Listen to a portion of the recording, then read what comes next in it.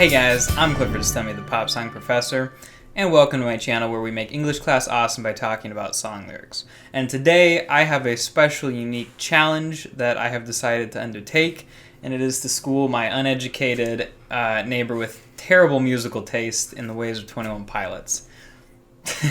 I'm Neighbor Caleb. Neighbor Caleb. I love the oldies. As you can see, I dressed up for this video. The Beagles. The Beagles. Strudel, you're my Beagle. Yeah, that's a good the one. Beatles, they're probably my number one. I like the Eagles. I just like anything in the 60s and 70s. It's That my rhymes with typical jam. Beatles. So lots of 60s and 70s stuff. And for me, my music taste starts kicking in the 80s. And you like the 80s too. So we got some similarities. But Caleb is woefully unschooled when it comes to modern music. You do like Downtown by Macklemore? I do. We were actually just rapping to Downtown. Yeah, we know that. We know that. We weren't. It was a cappella too. We know the words. It's always the songs that Cliff makes me listen to. Caleb, why don't you listen to 21 Pilots? Okay, I need to correct you there. I think I heard a 21 Pilots song once. I think I was in Lake Havasu City, Arizona, and we were driving around, and my wife had the radio, and I think she hovered on a station that was playing Blurry Face for I'm not kidding, maybe 30 seconds. So I have heard a little bit of 21 Pilots. I've heard a little bit, but in general, they're new. I actually remember when they got their start because they were on Fueled by Ramen, right? Yep. And I did. That was the one that Panic at the Disco was on, right? Yep. Yeah. So I remember getting the emails from Fueled by Ramen like, "Hey, listen to 21 Pilots' new album." I never got into it. I never was interested. I still to this day, that's my only exposure to 21 Pilots. Okay. So first of all, they don't have a song called Blurry Face.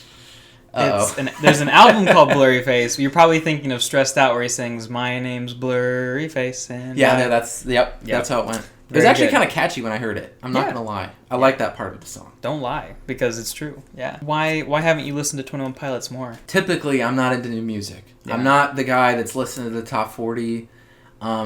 Cliff's my friend, so sometimes I'll watch one of his videos. That's about my only exposure to new music. I'll watch about halfway through, and then I'll click. You click on the ads, right? Also, I just prefer... He didn't say yes. Yeah, I totally... Yeah, going to Wix to design my new website. Definitely part of it is I just don't listen to a lot of new music. Yeah. And part of it is that I'm typically more on the rock scene if I'm listening to music.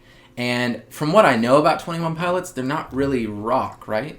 They're technically alternative rock, though their genre has often been described as alternative rock, reggae-infused, hip-hop, pop, alternative rap, trash. That's tiramisu. That's tiramisu, what we call that. Yeah. That's a lot of layers on that player. No, seriously though, that's a lot of different styles, and I could say I'm a fan of maybe a quarter of those. Yeah. So I just haven't exposed myself to 21 Pilots in any way, shape, or form. Cliff was recently in a 21 Pilots video. He did show me that, so I did hear that song. I forgot to mention that. That's literally my only exposure. You have heard that one? That's good. Okay. Yeah, I did hear that one. Yeah, and it was a little catchy. That had a beat to it. I remember the drummer guy, who I definitely had a lot of thoughts about. So you said you haven't exposed yourself to 21 Pilots. Caleb, it is time to expose yourself. We are going to listen to some 21 Pilots songs. Oh, Vessel. I have seen that album cover before.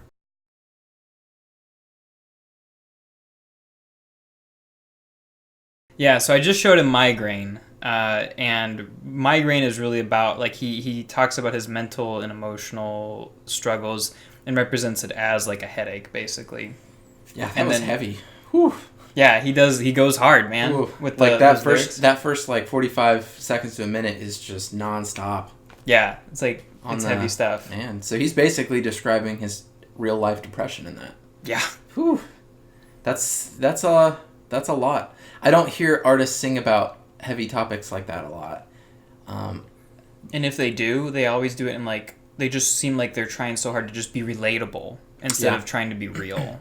My impression of top 40 stations is that it's just a rotation between songs about girls, songs about sex, and songs about drugs.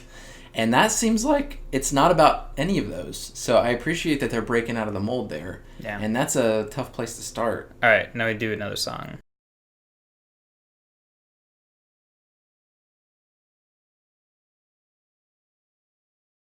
So that's The Judge. Okay. Any idea what that song's about? It sounds like it's about God. Am I the new pop song professor? But yeah, you're right. Okay. He's actually, he's talking, like, the whole Blurry Face album is a concept album about, like, this alter ego that's all of the depression, the self-doubt, the having to grow up, like, the anxiety about that, which you heard in Stressed Out. Mm-hmm. And in The Judge, he kind of is talking about, you know, coming into conflict with God or coming into interaction with God where he's, like, still dealing with that blurry face. And he's basically saying, my soul's freezing, hell's hot for good reason. Another heavy topic. Yeah. Wow. But do they do any songs about love? They do. Okay. They do. Yeah. Tearing My Heart is about his wife, and then Smithereens is about his wife. Okay. Aircatcher is a song about how he's kind of afraid to get into a relationship, but it's very rare. It's like one song per album. The two that you've played for me, I'm getting the impression that everything is depression and real life issues. That's pretty, I mean, that's not like your like workout music. That's this is your meditation music. Dude, well, it's your medicine music for a lot of people. Mm. Like, a lot of people listen to this and, you know, they feel isolated or something, and they deal with depression. A lot of people, the whole, like, Skeleton Clique is the name of the fan base. And Skeleton Clique? Yeah, Skeleton Clique. That's like their fan base name? Yeah, it's pretty cool. Or the Clique for short. And so, why are you laughing? I'm sorry. The pilots would make so much more sense. The pilots, right? Yeah. The mechanics, the planes. The Blurry Faces? The Blurry Faces. And I think Clique means it's a group, and Skeleton kind of means that we're going below the surface. I think it's kind of like... Below the surface? I do like that. I think that's kind of what's going on. It's got a deeper meaning. Everything with them has a deeper meaning, it seems like. Yeah. And maybe they also used to dress up as skeletons at concerts. Like, they have these, like, skeleton onesies, basically. Like, one of their big things, you got to watch some concert footage, because when they go to a concert, early on, people weren't paying attention to them. And so when they went and played a show, they would be doing, like, backflips and dressing up as skeletons, or, like, gorillas they would come out as. Oh, dear. And, well, like, at the concerts now, like, there's this really cool portion of the set where the lead singer's playing a song, he's singing down on the stage, and then they put a blanket over him, and they pull the blanket off, like a big canvas. Okay.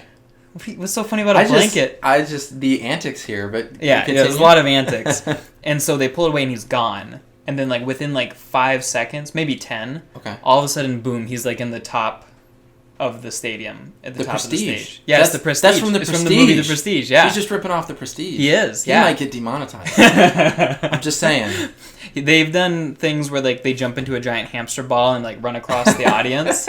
They've also, you'll like this, man. Okay. They will pull an audience member up and play a Mario Kart race in the middle of a concert before. In the middle of a concert? Yeah. Wow. Is Tyler Joseph good at that? I don't know. I haven't watched any of that. Because I think I could beat him. I'm just going to throw that out Caleb could probably beat most people at Mario Kart. Yeah. I like to say I'm nationally ranked. Are you? No. When I show up at a concert, that means I'm wanting more than just them playing the music. I'm wanting an actual experience that you can't get from just turning on the album and listening to it on your car radio. Oh, nice. I'm out, fam.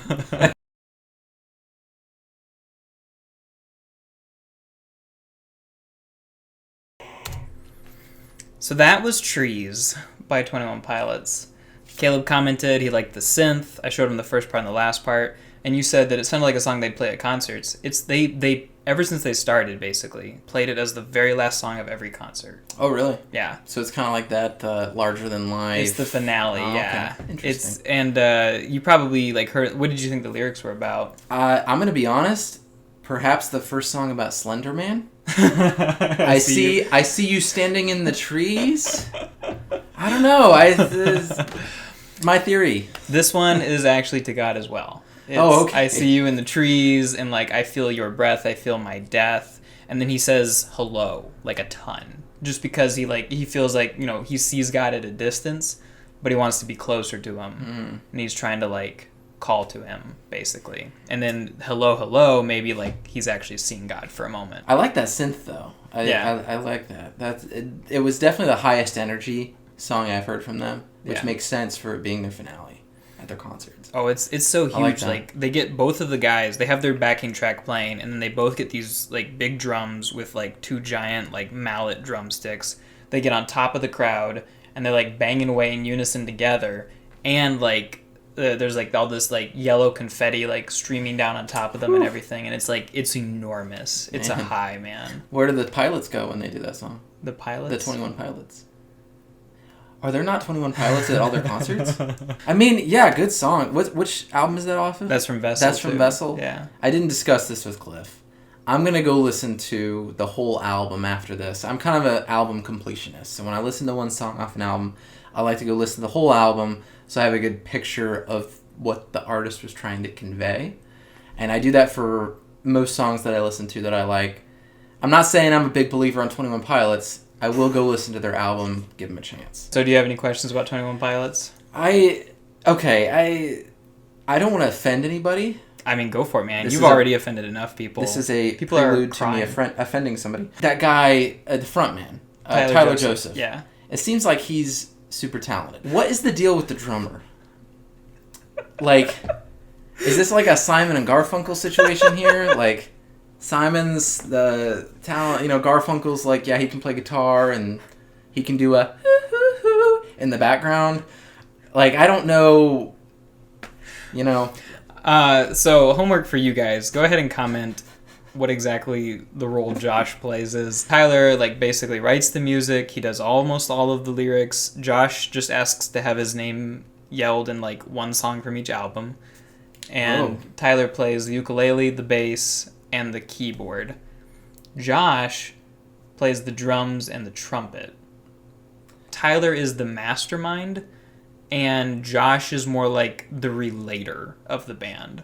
The relator. Yeah, so I feel like he is a more even-keeled, less intense person. I think they both, they're kind of like a yin and yang situation, where Tyler's this very internally focused, planner and thinker, and very strategic, and he has a vision for everything. And then Josh is I don't know, he's just way more chill and relaxed. I'll just come out and say it. Tyler is there for the art. Josh is there for the paycheck. Oh my gosh. Mic drop. Oh my gosh, man, you're gonna get destroyed in the comments. You've got some bands where there were two guys, and one of them was obviously more talented. Wham was like that. We're just talking about 80s music. Wham was like that. You had George Michael, and nobody knows the other guy's name because he was gone after a few years. Simon and Garfunkel. That's okay. I will say that's not the way it's going to happen with 21 Pilots. There are a lot of two-person bands like that where the guy fades into the background, but that is not the case with 21 Pilots. Both guys are very much revered by the entire fan base. They both go to all the interviews for the most part. It's easy to maybe just give Tyler a ton of the credit, but I think that Josh serves an important role. I get it. If I was to come out and say Liam was the better Hemsworth, I'd get torn apart. Cool. Well, some other opinions. He is the one who takes his shirt off in concerts, and he's pretty ripped. So people get really excited for that. I mean, okay, that's definitely that's a marketable skill. How long have they been making music? Since 2009, Self-Titled came out. Okay. But that was with two other band members who left, and then Tyler brought Josh on. Oh, okay. I was gonna be like, Josh is the one that made the cut when he let people go. Dude, you need to. Oh my gosh, I'm gonna get. Okay, cool. So about 10 years. All right. I will go listen to the album. You go listen. That's my olive branch. We'll try to report back. Remind me about that, guys. And thanks for watching. Caleb, thanks for being here. Thanks for listening. Thanks for just really tearing some people's hearts out and just stomping on it. There's gonna be some drama. I tell you what, man. But guys, go ahead and comment the role that you see Josh is playing. There's going to be some 21 Pilots related videos over my face right here. Probably the explanation of Jumpsuit, which is really good. And then my story of how I got into the hype music video, since Caleb here referred to that. Thanks for watching, guys. Talk to you later.